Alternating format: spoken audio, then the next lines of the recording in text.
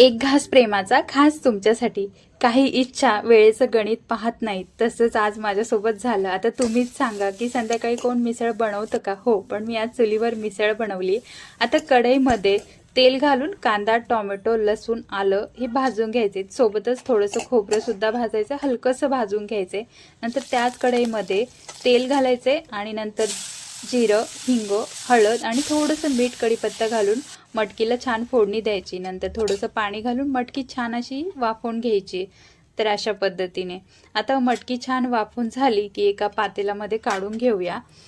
आता ह्या खवय्या मनाचं करायचं काय ते मन मानतच नव्हतं, पण या सुंदर संध्याकाळी थेट पेटवली चूल आणि मांडली कढई आणि सुरू झाली खमंग सफर, क्रेविंगवाली संध्याकाळची मिसळ.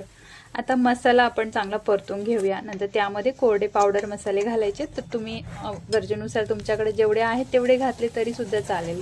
थोडीशी कोथिंबीर घालायची, छान परतून घ्यायचे. नंतर यामध्ये आता जी आपण वाफवून ठेवलेली मटकी ती घालायची, सोबतच गरम पाणी घालायचे. हां, गरम पाणी नक्की घाला, कारण कट खूप छान येतो गरम पाण्याने. आता छान अशी खळखळून चुलीवरच्या आचेवर ही उकळून घ्यायची आहे. सोबतच आता तव्यावर थोडंसं तूप लावायचे आणि पाव इथे छान असं शेकून घ्यायचे. आता शेकलेल्या पावासोबत अशी चुलीवरची मिसळ खायला ती मज्जाच फार वेगळी आहे. तर इतकी भन्नाट इथे मिसळ इथे तयार झाली. कटसुद्धा किती भारी आलाय.